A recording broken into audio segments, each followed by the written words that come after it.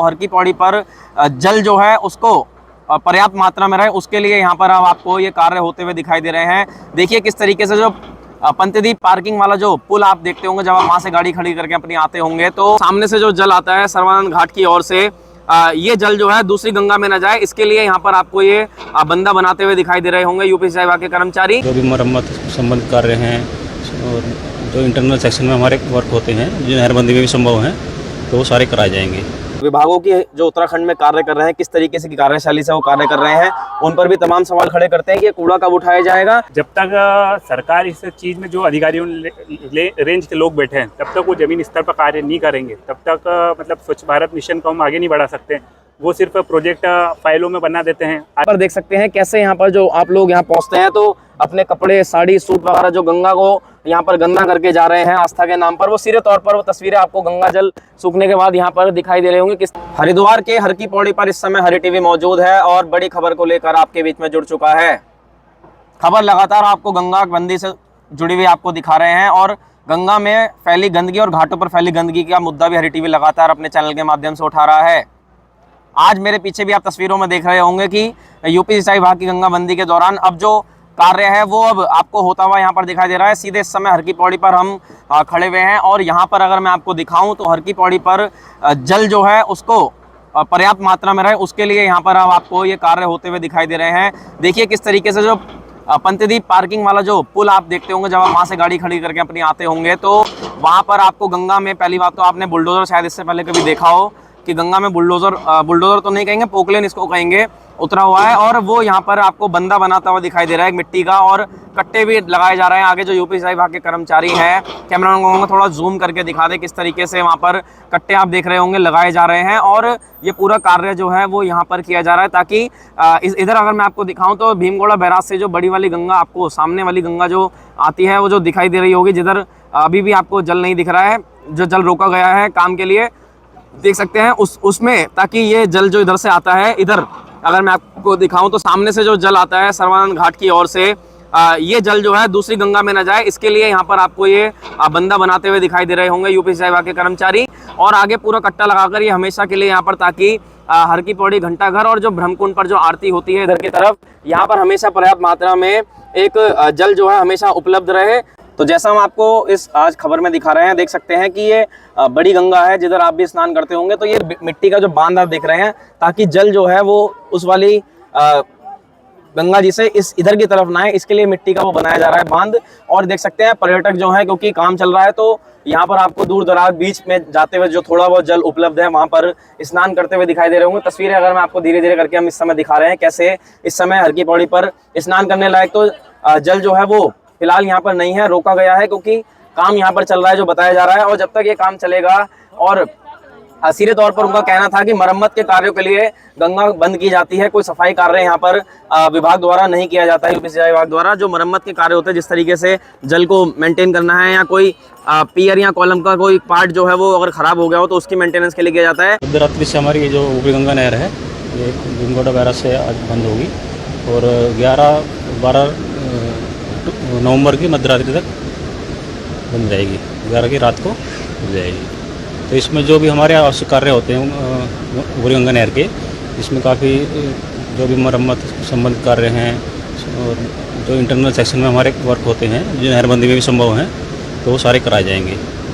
और हम हर की पैड़ी पे जो भी श्रद्धालु के स्नान के लिए जितना भी आवश्यक जल होगा उसको उपलब्ध कराएंगे। ये हमारा जो हमारे ऊपर ओल्ड सप्लाई चैनल है, जो फ्री फ्लो है, वहाँ से हमारा पानी लगातार गंगा का वहाँ जाएगा। किसानों को परेशानी नहीं, उनको सबको मतलब जानकारी होती है इस चीज़ की कि हर साल ये दशहरा से दीपावली के मध्य बंद होती है, जिसमें इनकी वहाँ से जो भी हमारे मेन कैनाल से राजवाहे, डिस्ट्रीब्यूटरी माइनर्स वगैरह जो भी निकली हैं, उनकी सफाई, सीट सफाई होती है और ये प्री प्लान सब प्रोग्राम होता है। 20 दिन बंद रहेगी। विभाग सफाई के लिए गंगा बंद नहीं करता है। लोगों में काफी ज्यादा भ्रम है कि देश में कि ये सफाई के लिए गंगा बंद की जाती है, ऐसा बिल्कुल नहीं है।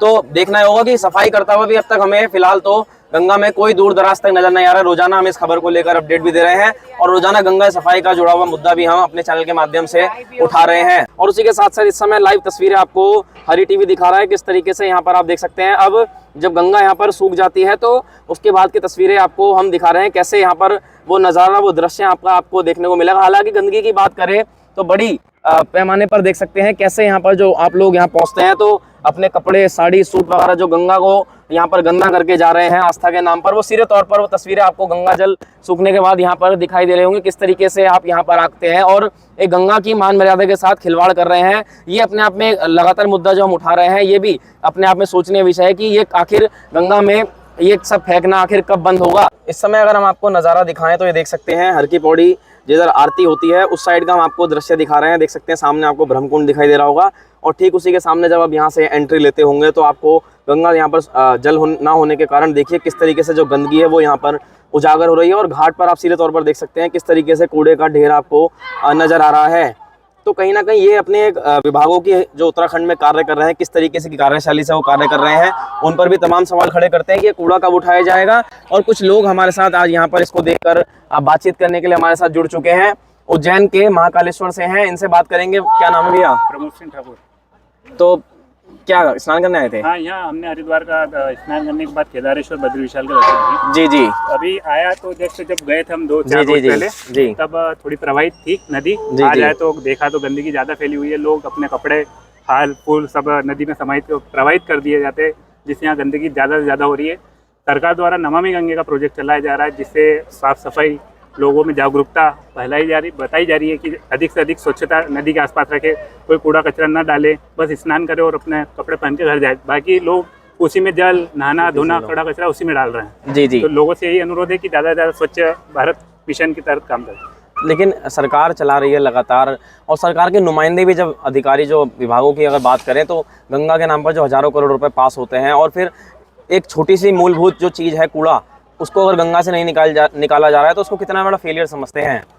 जब तक सरकार इस चीज़ में जो अधिकारियों रेंज के लोग बैठे हैं तब तक वो ज़मीन स्तर पर कार्य नहीं करेंगे, तब तक मतलब स्वच्छ भारत मिशन को हम आगे नहीं बढ़ा सकते। वो सिर्फ प्रोजेक्ट फाइलों में बना देते हैं, आगे नहीं बढ़ते हैं। बिल्कुल। उसको जनता के बीच उतारना पड़ेगा, जनता को जागरूक करना पड़ेगा जी। और यहीं 24 घंटे निगरानी, देख रेख, स्वच्छ भारत में देख रेख करना पड़ेगा स्वच्छता के माध्यम से। तो देख सकते हैं सीधे तौर पर कहीं ना कहीं जो लोग हैं वो भी अब इस पर मुखर होकर अपनी बात रखते हुए नजर आ रहे हैं, किस तरीके से गंगा के अंदर जो गंदगी उजागर हो रही है और जो लोग जो बाहर से यहाँ पर पहुँच रहे हैं वो यहाँ पर अपने कूड़े और कचरा जो है वो यहाँ पर गंगा में फेंक कर जा रहे हैं। तो देखना होगा इस पर आखिर एक्शन कब होता हुआ नजर आता है। तो देख सकते हैं किस तरीके से आज यहाँ पर ये पूरा काम चल रहा है। और इसी के साथ साथ एक जानकारी और दे दें कि जो गंगा में गड्ढे वगैरह हो जाते हैं, लोगों के जो डूबने का खतरा हो जाता है, कहीं कहीं पानी ज़्यादा है। दिखा भी दूं पहले मैं आपको, जैसे यहाँ पर आप देख रहे होंगे कि पहले यहाँ पर थोड़ी मिट्टी है, फिर उसके बाद आपको जल दिखाई दे रहा होगा, बीच में वहाँ पर लगभग 1.5-2 फीट जल है और उसके बाद आपको जैसे वो मिट्टी कहीं कहीं ऊंची दिखाई दे रही है। तो इसके समतलीकरण का कार्य भी यहाँ पर किया जाएगा। समतलीकरण का मतलब पूरी गंगा को एक लेवल में किया जाएगा ताकि जो जल का लेवल है वो भी हर जगह एक ही जैसा रहे, एक ही जैसा बना रहे। कोई अगर अचानक से मान लीजिए पैर भी फिसल जाता है तो वो डूबने का खतरा उसका कम हो जाएगा। तो देख सकते हैं किस तरीके से आज यहाँ पर हरी टीवी पहुंचा था और आपको एक अपडेट हम दे रहे थे किस तरीके से अब यहाँ पर, क्योंकि जब गंगा बंदी शुरू में की गई थी 2 दिन शुरू में जब गंगा यहाँ पर बंद रही, हमारी खबर भी काफी ज्यादा चर्चा का विषय बनी, लेकिन तब ऐसा कोई मशीनरी चलती भी यहाँ पर दिखाई नहीं देती। लेकिन अब जो है धीरे धीरे अगर बात करें तो देखिए किस तरीके से यहाँ पर जो पोकलेन है वो चारों तरफ घूमकर मिट्टी के वहाँ पर बांध बना रहा है और उसी के साथ साथ कुछ कर्मचारी आपको आगे कट्टे भी लगाते हुए सीधे तौर पर दिखाई दे रहे होंगे। वहाँ पर ये देखिए आप किस तरीके से यहाँ पर कर्मचारी जो है कट्टे उठाकर वहाँ पर पूरा एक बांध बना रहे हैं ताकि जो इधर का जल है वो दूसरी साइड ना जाए। जो दूसरी साइड की मैं बात कर रहा हूँ, इधर वाली जो गंगा है बड़ी वाली, इधर ये जल ना जाए, क्योंकि उधर जल जाने से इधर में जो जल की जो मात्रा होती थी वो अपने आप कम हो जाती थी। उसको रोकने के लिए, उसको एक लेवल मेंटेन करने के लिए यहाँ पर ये कार्य किया जा रहा है। उसी के साथ साथ समतलीकरण का हमने बताया और सीधा आप देख सकते हैं इस समय ठीक आपको सामने घंटाघर और हर की पौड़ी दिखाई दे रही होगी। हालांकि जैसे ये काम पूरा हो जाएगा उसी के साथ साथ आरती के लिए भी यहाँ पर जल रोजाना छोड़ दिया जाता है और पर्याप्त मात्रा में जो स्नान करने के लिए जो जल था वो यहाँ पर उस समय 2 दिन के बाद लगातार यहाँ पर बना हुआ था। तो देख सकते हैं आज खास खबर को लेकर हम हरिद्वार के हर की पौड़ी क्षेत्र में मौजूद थे। फिर मिलते हैं किसी अगली खबर के साथ, अब तक आपका बहुत बहुत धन्यवाद।